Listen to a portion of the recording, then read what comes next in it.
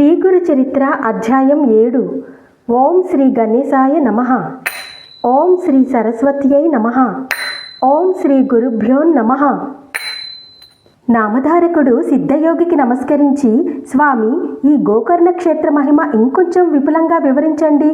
మన దేశంలో ఎన్నో పుణ్యతీర్థాలు ఉండగా శ్రీ పాదస్వామి ఈ క్షేత్రాన్ని ఎందుకు ఆశ్రయించారో చెప్పండి అని వేడుకున్నాడు. అప్పుడు సిద్ధయోగి ఇలా చెప్పారు. పూర్వం ఇక్ష్వాకు వంశంలో మిత్రసహుడను పేరుగల రాజు వేద మార్గ తత్పరుడై రాజ్యాన్ని ధర్మంగా పాలిస్తుండేవాడు. ఒకనాడతడు అడవికి పోయి క్రూర జంతువులను వేటాడుతూ ఒకచోట భయంకరమైన ఒక రాక్షసుణ్ణి చూచాడు. రాజు అతని మీద బాణాలు వేయడంతో ఆ రాక్షసుడు నేలకూలి ప్రాణాలు విడుస్తూ తన సోదరుని పిలిచి రాజుపై ప్రతీకారం తీర్చుకోమని ఆదేశించాడు. అతని సోదరుడు తన రాక్షస మాయ చేత ఒక సామాన్య మానవ రూపంలో రాజు వద్దకొచ్చి ఎంతో వినయంతో అతనికి సేవ చేయసాగాడు. ఒకరోజు ఆ రాజు తన ఇంట పితృశార్థానికి వశిష్ఠాది మహర్షులను భోక్తగా ఆహ్వానించాడు. ఆనాడు ఆ కపట సేవకుడు వంటలో రహస్యంగా నరమాంసం కలిపాడు. భోజన సమయంలో వశిష్ఠ మహర్షి అది తెలుసుకొని రాజుపై కోపించి, రాజా, నీవు మాకు నిషిద్ధమైన నరమాంసం వడ్డించావు కనుక నీవు బ్రహ్మరాక్షసుడు అవుతావు అని శపించాడు. ఆ ముని తనను నిష్కారణంగా శపించినందుకు రాజు కోపించి ఆయనకు ప్రతిశాపం ఇవ్వబోతుంటే పతివ్రత అయిన ఆయన భార్య దమయంతి అడ్డుపడి గురువుని శపించబూనడం మహాపాపమని హెచ్చరించి ఆ శాపజలాన్ని తన పాదాలపైనే పోసుకోమని ప్రార్థించింది. రాజు తన కోపాన్ని నిగ్రహించుకొని శాపకల్మషమైన అపవిత్రమైన తన చేతిలోని జలాన్ని తన పాదాలపై పోసుకొని వశిష్ఠ శాపం వలన బ్రహ్మరాక్షసుడై పై కారణంగా కల్మషపాదుడనే పేరు గ్రహించాడు. అప్పుడు శాప విముక్తికై మహారాణి ప్రార్థించగా వశిష్ఠ మహర్షి జాలి చెంది, అమ్మ, నీ భర్తకు 12 సంవత్సరాల తర్వాత బ్రహ్మరాక్షసత్వం పోతుంది అని ఆశీర్వదించి తన ఆశ్రమానికి వెళ్ళిపోయారు. అప్పటి నుండి కల్మషపాదుడు ఘోరమైన ఆ అరణ్యంలో నివసిస్తూ అచ్చటి క్రూర జంతువులను మనుషులను పట్టుకొని తింటుండేవాడు. అతని బ్రహ్మ రాక్షస రూపం ఛాయలా అతనినెప్పుడూ వెంటాడుతుండేది. ఒకసారి అతడొక బ్రాహ్మణ శ్రేష్ఠుని చంపి తిన్నాడు. అందుకు ఆ బ్రాహ్మణుని భార్య శోకంతో, నీవు వశిష్ఠ శాపం తీరి నీ పూర్వరూపాన్ని పొందాక నన్ను నా భర్తను ఎడబాటు చేసిన పాపానికి భార్యా సంగమం చేస్తే నశిస్తావు అని శపించింది. కొంతకాలానికి వశిష్ఠ శాపం నుండి విముక్తుడైన రాజు తన నగరంలో ప్రవేశించాడు. అతని రాకకై భార్య ఎంతో ఆతృతతో ఎదురు చూస్తున్నది. ఆమెను చూస్తూనే రాజు కన్నీటితో తనకు క్రొత్తగా సంక్రమించిన బ్రాహ్మణ పత్ని శాపం గురించి చెప్పాడు. భార్యాభర్తలిద్దరు ఖిన్నులై ఆ శాప విముక్తికై తీర్థయాత్రలు చేశారు. మార్గమధ్యంలో వారు గౌతమ మహర్షిని దర్శించి తమ విషాదగాథ విన్నవించుకున్నారు. అది విని జాలి చెందిన గౌతమ మహర్షి, రాజా, భయపడవద్దు. పాపాలన్నింటినీ పారద్రోలి అభీష్టాలనిచ్చే పవిత్రమైన గోకర్ణ క్షేత్రం ఉండగా బ్రహ్మహత్యా పాతకం నిన్నేమి చెయ్యగలదు? ఆ క్షేత్రంలోని నీరంతా పుణ్యతీర్థమే. అక్కడ శిలలన్నీ శివలింగాలే. ఆ పవిత్ర క్షేత్రంలో మానవులకు పొందరానిదేమున్నది? ఆ క్షేత్ర మహత్యాన్ని తెలిపే విషయం ఒకటి నేనిక్కడ చూచినది చెబుతాను. ఆ క్షేత్రంలో మరణించిన ఒక చండాల స్త్రీని కైలాసానికి తీసుకుపోవడానికై శివకింకరులు వచ్చారు. వారిని అడగ్గా వారిలా చెప్పారు. పూర్వము ఈమె సౌదామిని అను అందమైన ఒక బ్రాహ్మణ కన్య.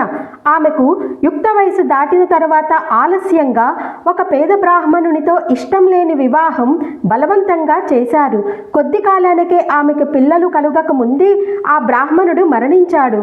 ఆమె కామవశం చేత ఒక కోమటివాణ్ణి నుంచుకున్నది. జారత్వం ఎన్నటికీ దాగదు కదా. త్వరలో ఆ రహస్యం బంధువులందరూ తెలుసుకొని వారామెను వెలివేసి ప్రాయశ్చిత్తం చేసుకున్నారు. అప్పటి నుండి ఆమె నిర్భయంగా ఆ వైశ్యునితో జీవించనారంభించింది. అతని దుస్సాంగత్యంతో మద్యపానానికి కూడా అలవాటు పడింది.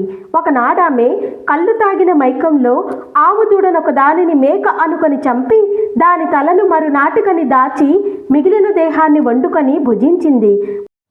మరునాడు విటుడు రాగానే ఆమె వంట చేయబోయి ఆవుదూడ శిరస్సును చూచి నిజాన్ని కప్పిపుచ్చుతూ అయ్యయ్యో ఆవుదూడను పులి తినిపోయింది అని వలవలా ఏడ్చింది.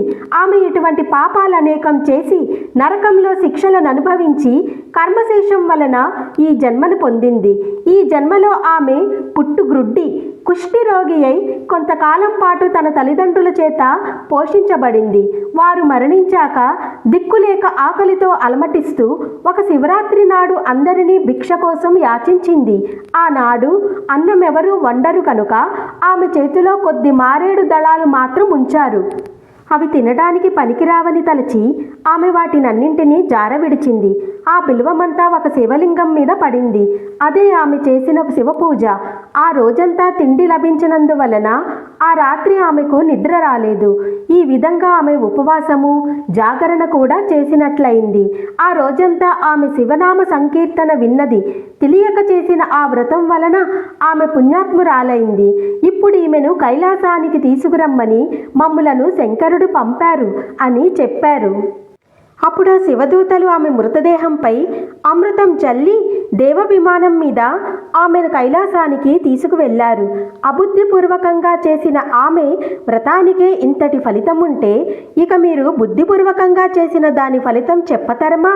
కనుక ఓ రాజా, నీవు గోకర్ణ క్షేత్రానికి వెళ్ళి మహాబలేశ్వరుని సేవించు, బ్రాహ్మిణీ శాపం నుండి విముక్తుడు అవుతావు అని గౌతమ మహర్షి ఆ క్షేత్ర మహత్యాన్ని ఇంకా ఇలా వివరించారు. గోకర్ణమంతటి పవిత్ర క్షేత్రం ఇంకొకటి లేదు. మిగిలిన క్షేత్రాలన్నీ చంద్రుడు నక్షత్రాల వంటివనుకుంటే గోకర్ణం పాపమనే కారు చీకట్లను నశింపచేసే సూర్యుని వంటిది. ఆ క్షేత్ర దర్శనము స్మరణము వలన కూడా సర్వపాపాలు నశిస్తాయి. అక్కడ ఇంద్రాది దేవతలందరూ తపస్సు చేసి శివానుగ్రహము వలన తమ అభిష్టాలు పొందారు. అక్కడ మహాబలేశ్వరునికి బ్రహ్మ, విష్ణువు, ఇంద్రుడు, విశ్వదేవతలు, మరుద్గణాలు, సూర్యచంద్రులు, అష్టవసువులు తూర్పు ద్వారంలోనూ, యమధర్మరాజు, చిత్రగుప్తుడు, అగ్నిదేవుడు, ఏకాదశ రుద్రులు, పితృదేవతలు దక్షిణ ద్వారంలోనూ, వరుణుడు మొదలైన దేవతలు పటమటి ద్వారంలోనూ, కుబేరుడు, భద్రకాళి, వాయుదేవుడు, సప్తమాతృకలు ఉత్తర ద్వారంలోనూ, విశ్వావసువు, చిత్రరథుడు మొదలైన గంధర్వులు నిత్యము నిలిచి ఆయనను ఉపాసిస్తుంటారు. కశ్యపుడు, అత్రి, వశిష్ఠుడు, కణ్వుడు మొదలైన మునీశ్వరులు, కృతయుగంలో విశ్వామిత్రుడు, జాబాలి, భరద్వాజుడు మొదలైన మహర్షులు, సనక సనందాది బ్రహ్మమానస పుత్రులు, నారదాది దేవర్షులు, సిద్ధులు, సాధ్యులు, మునీశ్వరులు, యతులు నిత్యము గోకర్ణేశ్వరుని ఉపాసిస్తున్నారు. రావణుడు మొదలగు రాక్షసులు కూడా ఆ క్షేత్రంలో తపస్సు చేసి శివుని నుండి వరాలు పొందారు. కనుకనే ఈ క్షేత్రంలో చేసిన తపస్సు, ఆధ్యాత్మిక సాధనలు 1,00,000 రెట్లు మంచి ఫలితమిస్తాయి. అప్పుడు ఆ రాజు భార్యా సమేతంగా గోకర్ణం వెళ్ళి మహాబలేశ్వరుని సేవించి శాప విముక్తుడయ్యాడు.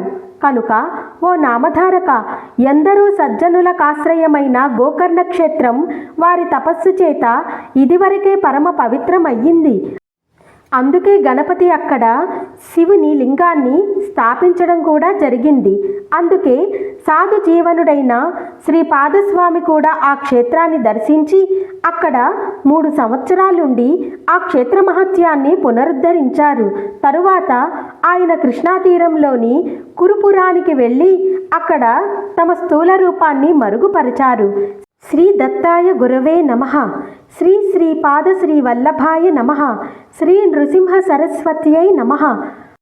7వ అధ్యాయం సమాప్తం. దత్తాత్రేయ త్రిమూర్తి రూప త్రిభువన లోక రక్షక.